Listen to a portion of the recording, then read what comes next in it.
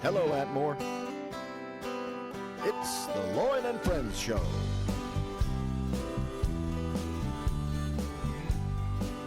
And now here's your host, Lloyd Alderton.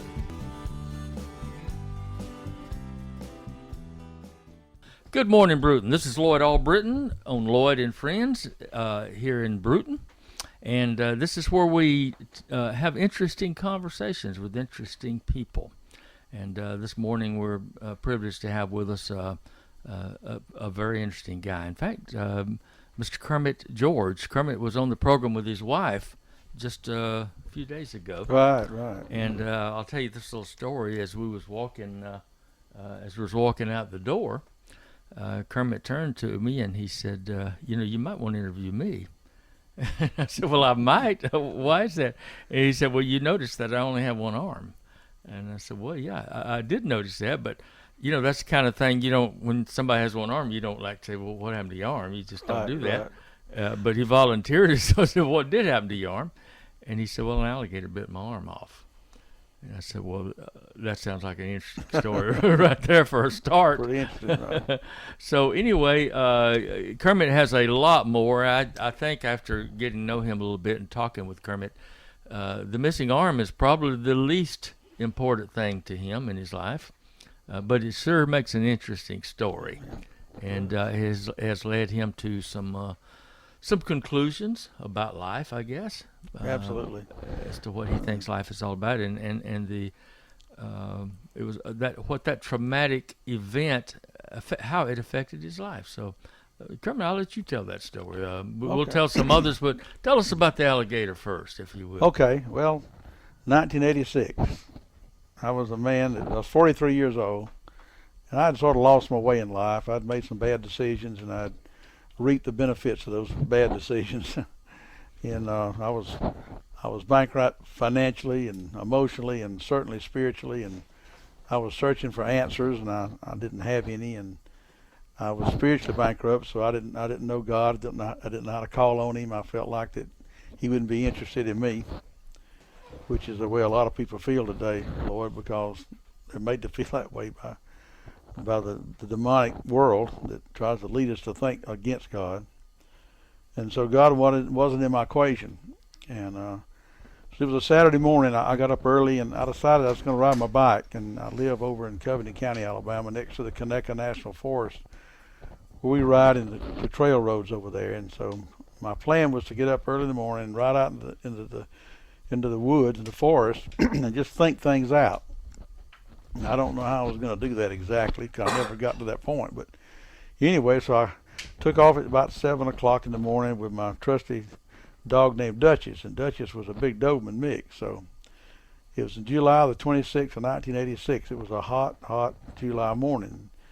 So we rode over to a place called Open Pond Recreation Center, which is a National Forest Park recreation center. It had a 17-acre lake there. At that time, had 2 roped-off swimming areas in it. And I'd swam there all my life, so I really didn't have any fear of being there. So we rode in, and the dog was really, really hot, and I was hot too. But so I stopped at one of the roped-off swimming areas on the far side of the lake, away from the campsites. And Duchess went in the water, and she was paddling around, and I was watching her, and I wasn't going to go in the water because I was focusing on my mission. But I had this sort of overwhelming desire to go in the water, which would be sort of normal because I was hot too. So I waited out. We took my T-shirts off, my T-shirt. Summertime? This is summertime? Yeah, July 26th. Yeah, hot, real hot, humid morning. So I took my T-shirt off, my tennis shoes, my socks, and waited out there with her. And we played around a few minutes, and suddenly she got out of the water.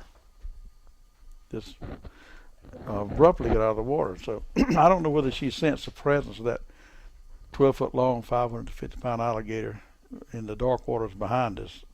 But I didn't. I wasn't thinking about alligators. Had some alligators, wasn't that kind of alligators. But anyway, so I moved out in the deep water and spread my arms out, extended my arms out, and with just my eyes closed, I was swishing back and forth, just cooling off, when suddenly I felt this tremendous jerk on my right arm, and I was just violently plunged under the water. And I knew instantly it was an alligator. And then I went into a strange mental state. I was talking to myself in my mind. And I said to myself, Kermit George, you're going to die. This thing's going to kill you. You're a dead man. You'll never live again. I'll never forget that. And this all happened in seconds because I don't even remember getting choked on water or anything. And suddenly I found myself standing in knee-deep water, staring out in the lake, and I was overwhelmed when I came to the conclusion I wasn't dead. I said to myself, I'm not dead. I'm really not dead. I'm alive. I'm alive. And I just stood there for a while and said, I'm not dead. I'm really alive. And then I thought, I know I got to be hurt. I got to be hurt. I didn't feel anything. So I cautiously looked over to my left side to see how it was, and I was all there. I looked over to my right side, and to my dismay, my right arm was gone. Just a piece of bloody flesh hanging off my shoulder and blood pouring out of the open artery. Well, I knew in an instant that my fight for survival had just begun because I was 25 miles from the nearest hospital early in the morning by myself on my bicycle. So I knew that just because I was alive at that moment didn't mean that I would continue to be. Then the adrenaline hit me and I began to scream for help and I was getting out of the lake as I was screaming for help. And I noticed there was a boat out there. So in my mind, I was thinking, maybe the boat will come see about me. Let me get me a little water here. Maybe the boat people will come and this will be the way I'll survive this thing. So I laid down up on the bank and tried to get my beating shoulder above my heart. I was thinking first aid. I was actually thinking Boy Scout. It's amazing that you were able to think with that kind of clarity. I know it. It really is amazing. I agree with that, and I think about that a lot. So I was laid up there waiting on the boat. Well, time was warped, so I don't know, but anyway, it didn't seem like the boat was getting there very quickly. So I managed to sit up to see where the boat was, and the boat appeared to be going away from me. Now, what I didn't see was the alligator out there amongst the boat with my arm sticking out of his mouth. Oh, get out. So the guy in the boat, he was dealing with a real freakish situation. Here's an alligator with an arm in his mouth.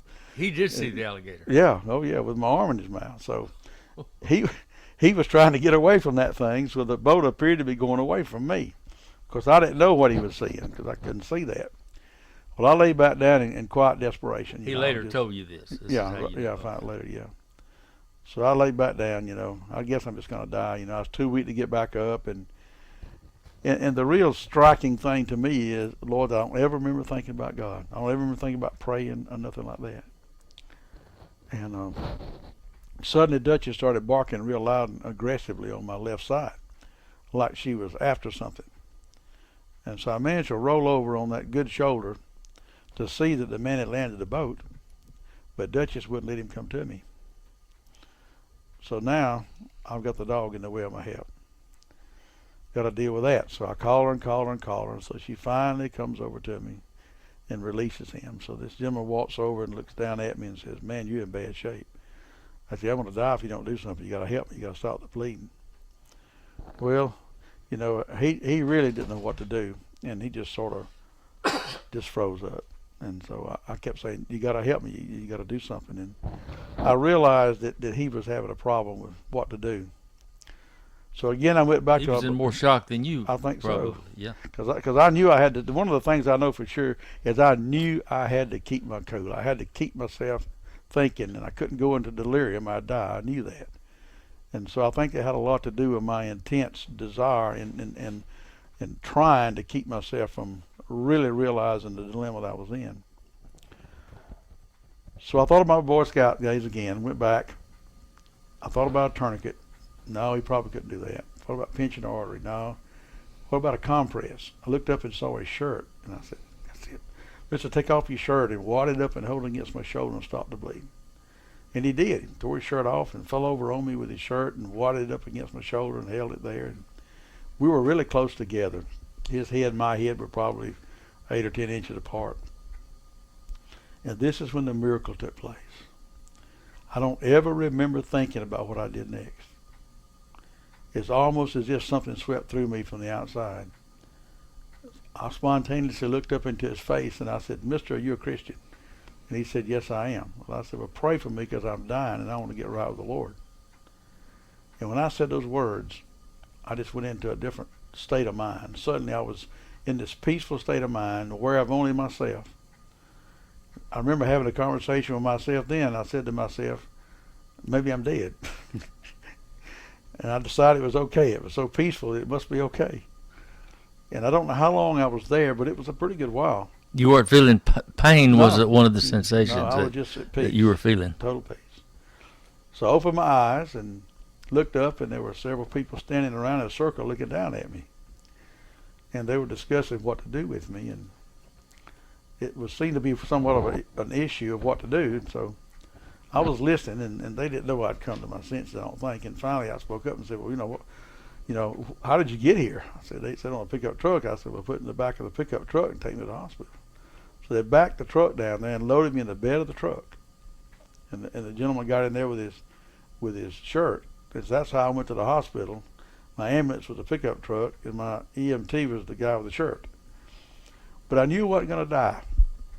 It was sort of a strange trip, that 25 minutes or so it took to go up there. I realized that I lost my arm, and I knew that was going to be a real What challenge. area was this in? This is Andalusia area. Yeah, we were going to Andalusia to the hospital. Yeah, I'm sorry. Okay. And so I was thinking, this is really bad. I've lost my arm. I'll never be the same. But then I thought I'm alive, and that's good. And I decided that day I was going to be glad I was alive, and not bitter because I lost my arm. I made that decision on the way to the hospital, and I've kept that decision all the way through this whole nearly 31 years of dealing with being one armed. Got to the hospital, and they were somewhat amazed that I wasn't in shock. And as a matter of fact, I was pretty stable and was talking. And in fact, they loaded me up and put me in the ambulance and took me to Mobile that day. They didn't even put me in the hospital. So I was in Mobile trying to recover at the USA, and I had a lot of people in my room. I had one-armed people coming to see me because it was real. They didn't recover the arm. I guess. Well, actually, they did. They did. Yeah, he had swallowed it. Okay. And when they took the alligator up to the deer processing freezer, where they had for the people who deer hunt out there, they cut him open and pulled my arm out of his belly. In fact, I got a picture of the arm sticking up out of the alligator's belly. Now, a lot of people be turned off about that, but but anyway, he had swallowed the arm by that time, and they did away with it. It would no way to put it back on. Yeah. I wouldn't want to try that anyway. But anyway, I was in the hospital there, and it was widely publicized, all over the news media, and so I had a lot of people coming to see me. I had one-armed people coming in, assuring me I was going to be all right, and the press was there, and it was just chaos. And so everything about it sort of receded into my memory somewhat until my stepdaughter came to see me. And she was a teenager at that time, of course, a Christian teenager, and it turned out that in March of that year, she came to me one day and she said, "You need to get saved." And I said, "You need to get out. I'm not talking to you." And so for about 2 weeks, she bombarded me every day or so with books and tapes and pleaded with me to listen to them, but I wouldn't do it. So she came to see me that morning, and when she walked in the room, everything came back to me so clearly. And I told her the story. And she knew that I had a different attitude about God. And she recognized that, and she said, "Well, I told you, that's why I wanted you to get saved. If you just died in the water, it wouldn't have been good." And I said, "I know, you're right. And I never want to go back to death without knowing I've got it right." So she said, "Well, you need to accept Jesus Christ as your Lord and Savior." And I did that day with her formally, And then another strange thing took place. She had a Bible with her. And I saw it in her hand. I thought to myself, she probably bought it on the way to Mobile. So I said, "Where did you get the Bible?" And she said, "Well, I ordered this Bible for you like 6 weeks ago, which time I wouldn't have anything to do with God or anything else." And she said, "It came in the mailbox Saturday morning, the morning the alligator got me." The morning the alligator got Yeah. you. So just like God was saying to me, "Okay, Kermit George, now that I got your attention, here's my word." It was just a very profound moment in my life when I came to that conclusion. So I promised the Lord that I'd know what had it for me. I'd admit that I didn't know much about it, but I would know. Well, just out of curiosity, Kermit, were you really such a bad guy at that time, or were you just kind of not I was worldly. working too I hard was worldly. at it? I was chasing the things that the world says will make you happy. So you went down to the water to do some meditating. So you were already of a mind that you were on the wrong path. Well, I knew I had to do something Even about then. my direction, because I was depressed, and I knew that I was getting more depressed. I was working 2 jobs at the time to support all the people I had to support, and nobody was happy. Nobody was happy, and I was just depleting myself. I worked Uh-huh. 7 days a week, 2 jobs, and Well, let me ask you this: I noticed you didn't have an artificial arm on the what do you call a prosthetic? yeah. Have you ever had a prosthetic, or have you ever tried to use one? Well, all the one-armed people that came to see me didn't have them, and Okay. and they said, "Go get you one. Go on and get you one, but you'll hang it up in about 2 weeks." And sure enough, about 2 weeks of getting it hung and everything, I hung it up. Of course, my amputation is all the way up to the shoulder.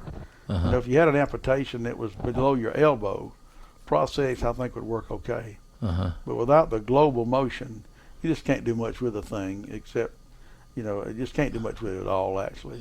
I can appreciate that. And, Yeah. it straps onto you in a very uncomfortable way. And so I just hung it up. So you mentioned in your brochure that you gave me, which I read the other day, a couple of things that I hadn't. It's the kind of thing that we don't think about.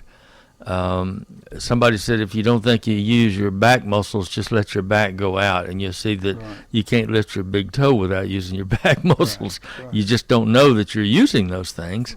Right. Now this is your right arm that you lost, Right. and you were right-handed. Right. So you had to make an adjustment right there, I guess, didn't you? Big adjustment. Left-handed. Have you learned to do everything with your left hand, or are there some things you just never? I can't tie my shoes. I can button my pants, and that's sort of an interesting story, because at first people were helping me, wife was helping me, and everybody was sort of taking care of me. And I took a trip with the company I worked for, and I was in the Atlanta airport, and I had to go to the restroom, and I went in there and unbuckled my pants and realized I'd never buckled them by myself. Oh Lord! So there I was amongst all these people, the men in the restroom, with unbuckled pants, saying, "How am I going to do this?" So I figured it out. I got it done, and I can do it pretty good if I don't gain too much weight. If I have to be. So you got to be able to see your belt buckle, don't you? Well, the thing you got to do, you got to get up against a corner. You get one side of your pants up against the corner of a door, and then you have to pull it. You have to pull it together with your fingers, and slip that button or hook. But I've learned to be ambidextrous with my fingers. I can do more with my fingers than you can with yours, because I know I could use them independently of each other now. Do it so long, but it was very hard. It was very difficult. They had back in the I believe it was the 1950s what they called the thalidomide babies. It was a medication that doctors were given to pregnant women. And as it turned out, they all had, there was just, I don't know how many, but a lot of them, children born without limbs, Yeah. born without any arms. And they learned to use their toes for eating. And, Right. it's just, you can't even imagine Right. how they adapted. But now you were 43 years old, so you already learned how to, Oh, I was. it's always a little bit, like learning a foreign language when you're older is a little bit harder. Yeah, it is harder. It was harder, but I learned my patience. It taught me patience.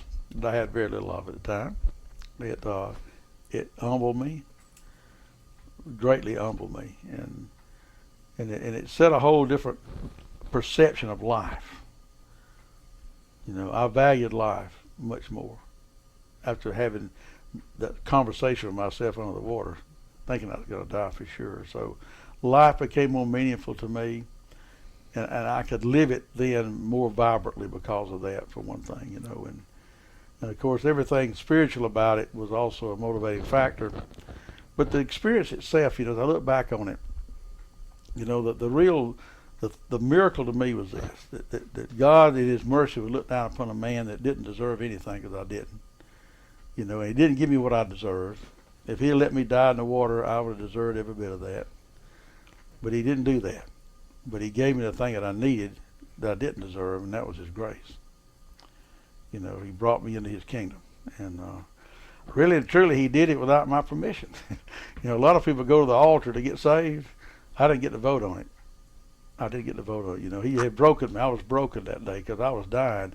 I was out of control, Lord, for the first time in my life. I was totally out of control. I had no control over my destiny, and it changed me profoundly, and it taught me that lesson too. You know, this is a little bit off topic. My wife and I, we served a church mission for a couple of years in our church in the addiction recovery program, a local mission, to where we were asked to facilitate an addiction recovery program. And I didn't know too much about it. My wife had some experience with it with her family. But what we learned from that, AA is touted as a successful alcoholic recovery program, Right. but what most people don't know is AA is really only has about a 10% recovery.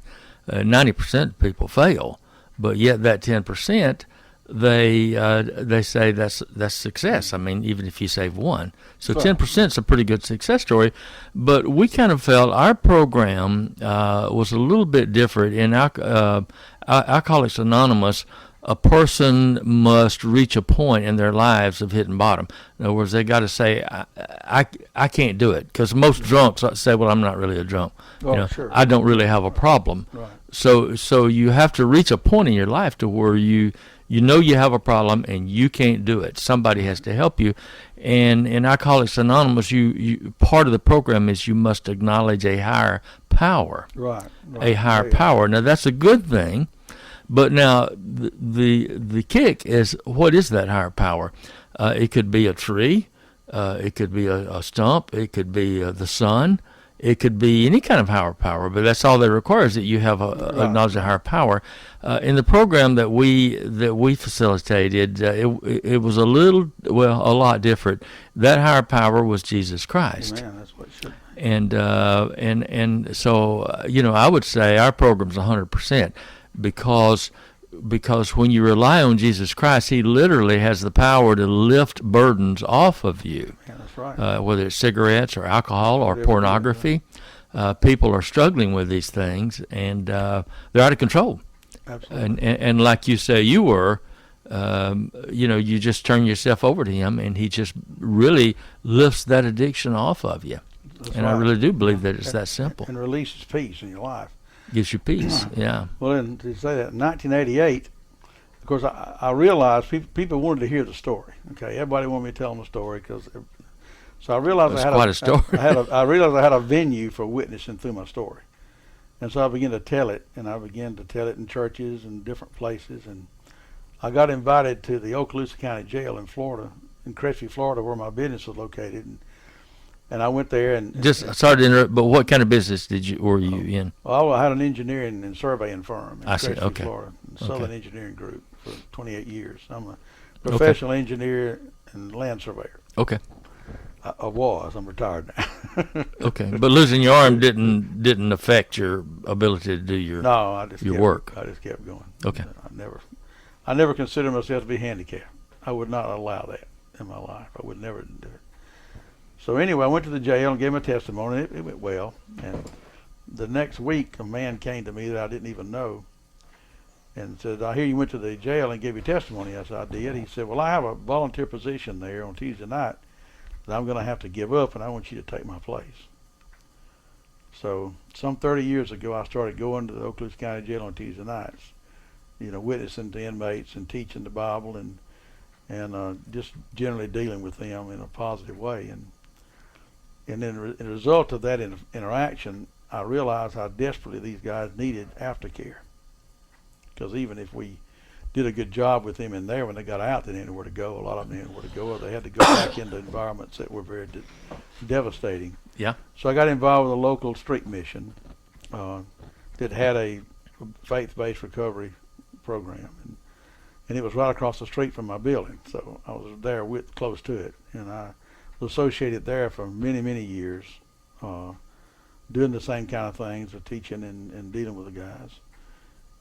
And recently, I started volunteering over at Bruton with the New Beginnings Ministry. Okay. So I'm over there now twice a week, working with them. And in the area of addiction, like you're talking about. Right. Yeah. And I spend one-on-one time with these guys one night I'm there, and I find it to be very, very, very, very valuable in a way that we can communicate with them and connect with them. And this is what I tell them about this thing. We live as human beings between the kingdom of darkness and the kingdom of light. And we're going to be in one of those kingdoms. There's no neutral ground. And most of those guys will be in the kingdom of darkness.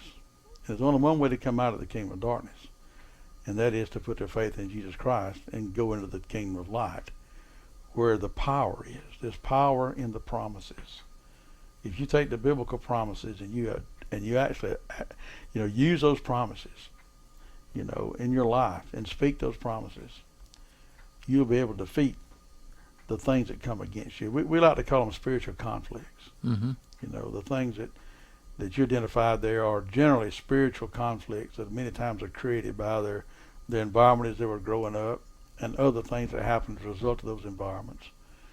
And it's been a really fascinating opportunity to work with. Well, Kermit, how has it changed you? You were one guy at 43, was it? Yeah.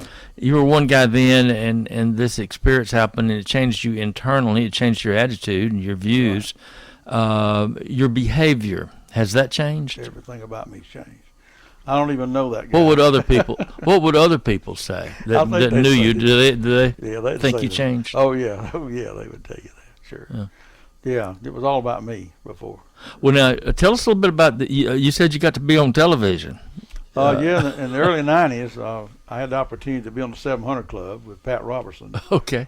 A doctor in Birmingham that heard about my story but supported him. Called him and told him about me, and they called me and asked me to come to Virginia Beach, and we were on the 700 Club there with him and interviewed like we're doing today. Uh-huh. And then they came down a few months later, and we actually reenacted the whole event on site out there at the pond. On site? Yeah, on site, and did a real good job of the whole thing. We didn't go in the water.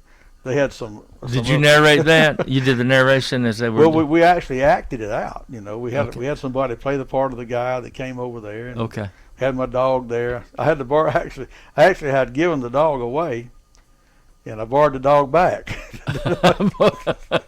Well, yeah. And I was hoping they'd let me keep my dog, but they won't. Back. Well, you mentioned in your written testimonial that the dog had scurried out of the water right before this happened, right. And you thought something odd. Why was he? Yeah. So that was enough reason to give him away right there, wasn't it? That he left you there. That's probably true. I can't remember why I gave that dog away. Now I think that some circumstance took place that I couldn't keep her at that time. But anyway, that's just it was just an experience that changed me forever. I was never the same after it, and I've never been the same since as I was before. It's once you learn, I became, instead of being self-centered, I acquiesced towards being Christ-centered. I won't say that happened overnight, because it never does. And I had some failures. I fell and skint my spiritual head a few times. Mm-hmm. And but over the years, and especially being in ministry, I'll tell you the thing about doing something in ministry. This is what really gets you close to the Lord. A lot of people don't understand that, but when you start giving of yourself to other people, voluntarily especially, you start opening the door and the path to draw near to the Lord. And not only that, the blessings and the self-satisfaction of doing that is just such a blessing. And I try to encourage church people to get involved. Get involved with in reality, that's really how you serve God, isn't it? Absolutely. By serving others. Yes. I mean, what can you do for Him? That's right. Nothing. There's nothing you can do for Him except serve others. That's and all. That's exactly all. That's how you do it. Well, now, Kermit, you, health-wise, we've been sitting here talking before we came on there a little bit about some of your views on good health. I can tell that you're very aware and cognizant of the things you need to do to be healthy. You told me you still ride a bicycle. I do. And I'm wondering, with how you keep from falling over. Was that hard? Well, no, I never had a trouble with riding my bike. I was always easy to ride it, and I still can. I have to be careful. You know, I have to be careful of bumps and humps. I couldn't, you know, go over big humps and bumps, or I might lose it. But Okay. but I do pretty well with it. I've been riding a bike consistently for about 20 years. Uh-huh. And you feel pretty strongly about how you're 74, you told me. I'll be 74 in May. And you look like you're in pretty good health. I assume that you are, I am, not having any major health problems. And Kermit and I were just talking a little earlier. There are some things as we get older. I mean, we're going to get sick eventually, and we're going to die of something. Or something, yes. But we can be sometimes a whole lot better than we are by following good health practices. I assume exercise is something you believe in. I believe in that. I believe that's one of the reasons why I am as healthy as I am. And I've done it all my life, really. I used to run. When I worked at Eglin Air Force Base for 14 years in the early 70s and to 84. And every day at lunch we'd go run instead of eat lunch, and even in the summertime, because we had a place that we could take a bath and get cleaned up. And I did that until my back started bothering me. That's the reason I started riding a bike, because my back was bothering me, and I decided to buy me a bicycle. And I enjoyed the bike, so that sort of set me forth in that kind of exercise. Mm-hmm. But I believe in exercise. I believe your body needs it. We're designed to exercise. We're designed to move. Mm-hmm. And not moving, I think, is a detrimental thing. Since I've retired, because I was sitting most of the time in the last job I had, you know, I would sit all day long with a computer. And since I've retired in the last 2 months, just being active, just walking up and down stairs, I've already lost some weight already. It's made a big difference, yeah.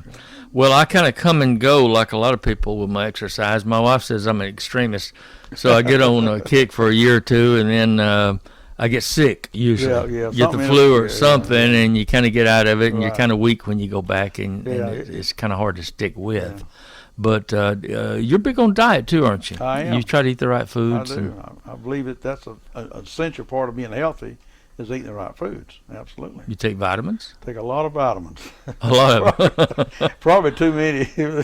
But I've been taking good vitamins for probably since I was about 50 years old. Uh-huh. I realized the need for that, and I started taking vitamins. And are there any vitamins that you favor over a must vitamin that you recommend? Well, I think a good multivitamin is important, and multivitamin, and you got to get the ones that are chelated minerals, which are 40% absorptive, mm-hmm. whereas some of the cheaper ones are not. You know, they're not that way, and you know, it depends on what your issues are. If you're young, you need to take vitamins, I believe, because our food doesn't contain the minerals and vitamins that we need anymore because the soil's been depleted. But as we grow older, we need certain things, I believe, more than we did when we were younger. I believe probiotics is very important, and digestive enzymes are important because as we age. Are you more aware of your health since the incident, or were you always pretty much I've about always health? I've always been health conscious. You know, I always have been. Not so much as I am now, probably, but you know, exercise was one of the things I did. I felt like that was going to keep me. You know, I didn't understand the value of vitamins until, like, I was about 50 years old. Okay. And began to read about them and study about them, and mm-hmm. Then I realized, you know, that what they were saying was true. And well, do you now? Be honest. Every now and then, do you kind of feel sorry for yourself? No. Just you don't have any fleeting moments of. No, I get. Woe is me. Or, sometimes I get frustrated. You know, some things, like my worst habit was I'd have something in my arm, go to my car, and I'd put it on top of the car to open the door, and then get in the car and drive off. I lost that Bible that I was telling you about that she brought me. I lost it 2 or 3 times. People find it. You know, I was stationed in Marine Barracks, Pearl Harbor, many years ago, back in the 60s. I did that very thing. We used to have to go in real early, about 4 o'clock in the morning, into the barracks and do our hip hip hoorah stuff, you know, our Marine Corps stuff. And I'd take my uniform, my dress uniform, on the hanger and my shoes, and I set my shoes on top of the car.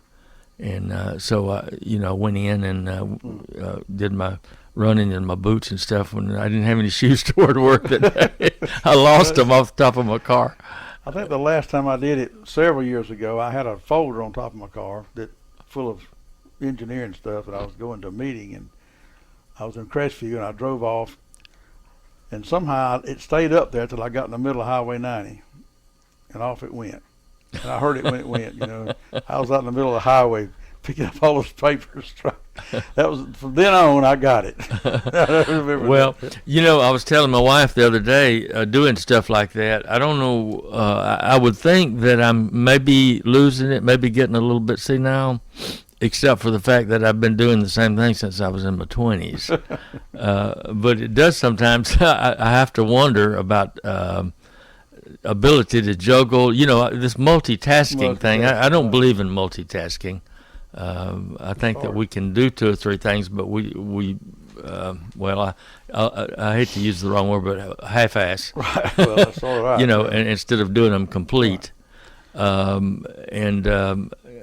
I don't know. I don't know if it's an older thing or if it's just a general thing, but I find myself unable to juggle stuff as much anymore. I have to stay focused on one task at a time. Well, I do too. And for instance, if I'm going somewhere and I got some stuff I got to take with me, I got to lay it out so I have to pass by it. If I don't, I'll just walk out. And sometimes I walk out then. I have to go back. Well, anytime my wife and I go somewhere, I have to go back in the house about 6 times. Yeah, me too. I forgot my phone. I forgot my iPad. Yeah. I forgot my wallet. Something. Yeah, and she goes through a checklist. Okay, have you got this? Have you got this? It's a good idea. I need to get me a checklist, I think. That reminds me of a whole other story about checklists. We'll tell that on another program. But listen, it's been great visiting with you, and I appreciate you being willing to talk about this. Sure. And I know hopefully somebody will listen to your story, and it might strengthen them in some of their adversities or whatever. That'd be a good thing. What I tell people a lot of times is I say, you know what? Use my alligator. You don't have to have an alligator. Just use mine. Just know that God loves you and He wants to save you, and He's there for you, and sometimes we have to get to the bottom. We have to go where I was, where we've lost everything and we're down to nothing, down to death. But when you tell that story, I spent eight and a half years in the Marine Corps, and I was in Vietnam, and of course I went through a lot of first aid training and stuff like that, and of course in the combat situations where a lot of young men die. You have, you're trained what to do if somebody's leg gets blown off or something. Yeah. And the first thing you do in first aid is stop the bleeding. That's usually the first thing. And it's amazing that all these guys around you froze up, but you were able to be that aware of how important that is, because that no doubt saved your life. Oh, yeah. No, stopping the bleeding. And, it was that. Just your ability to be aware of that. Yeah, it's a miracle. The whole thing is a miracle. It's a miracle I'm alive. I think that's a God miracle. I really do, because I did bleed a lot. I didn't think that I did. I can't imagine how you could not have bled to death. And I was giving my testimony at a church in Andalusia one time, and I said something like that. And the sheriff came up to me, because the sheriff was the one that killed the alligator. And he came up to me and said, "No, you're wrong." He said, "Where you were laying was a big pool of blood there on the ground." Wow. Because they went back that day, and the alligator was still there, and in fact, he sort of tracked them as they were walking around the shore. And he came up close enough to them to where they could actually shoot it, kill it.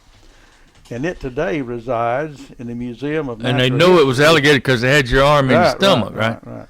So they mounted it because it was so big, and it resides today in the Museum of Natural History in Anniston, Alabama. In Anniston. And that's where that picture was taken on that brochure. Okay. So my alligator's in Anniston, Alabama, in the museum. Well, I have to tell my friend Don Sales about that. He'll be jealous because he's got that Thomas McMillan museum. We had an interview with him the other day on there. He'll be wanting him. He's got a giraffe head over there. Oh, has he? Somebody brought it in. I said, I don't know where you would hang that thing, because the head goes all the way across every room you got. A lot of room, wouldn't it? Yeah, true, yeah. true. But you are right. Just a quick story. A few years ago, my wife had a stroke, and we went to the hospital locally here, and they came out and they said, we're taking her to Pensacola by flight and don't expect her to make it. Her head's full of blood. She had a bleed. And oddly enough, I've always heard about, you have to develop your faith. You develop faith. But what I learned then was that faith is a gift. It's Absolutely. you don't develop it. It's just a gift. Because for some reason, when the doctor told me that my wife wasn't going to live, I knew she was. And we got down to the hospital, and family would come in, and people would walk over and put their arm around me and say, Lloyd, she's not going to make it. Your life is going to change. You better be thinking about that. And I said, no, she's going to make it. That was really encouraging, wasn't it? Yeah, people would tell you that. And I said, no, she's going to make it. She'll be fine. She's going to go back to work. Oh, no, that's never going to happen. In fact, the psychologist told me in rehab, I said, is she ever going to be able to go back to work? And he said, oh, no. I said, well, you don't think she'll get better? And he said, well, she'll get better, but look, she's a CPA, and she can't even count to 5. She can't even tell you what comes after 6. I wouldn't count on that. But you know what? She said that's what she wanted to do, and she did, and she's normal today. And that lesson that I learned from that, it wasn't my stroke, it was hers, but what I learned from it was that I knew that she was going to live. Now, I'm like you. I'm more of a pragmatic, even skeptical kind of person. Mm-hmm. And where I got the ability to have the faith to believe, because I do believe that faith moves mountains. Oh, absolutely. And without it, miracles don't happen. And but it was a gift. It was a gift that's given for me for some reason, that I was able to accompany her and have faith that she was going to live and recover, and she did. See, because it was a miracle. There was no reason for you to have faith based on what you saw. Based on what I saw, or based on my my own development of it. I'd never really worked to be believe in faith. In fact, I would say a person of faith was maybe a little foolish, maybe a fool, to believe in things unseen. Well, but I learned a lesson as well. That God gives us a measure of faith, and everybody that expresses faith, they get it. It's a gift, see, and that's what faith really is. True faith is faith when things are bad, when you're under stress. That's true faith. That's true. Yeah. Kermit, thanks for joining us.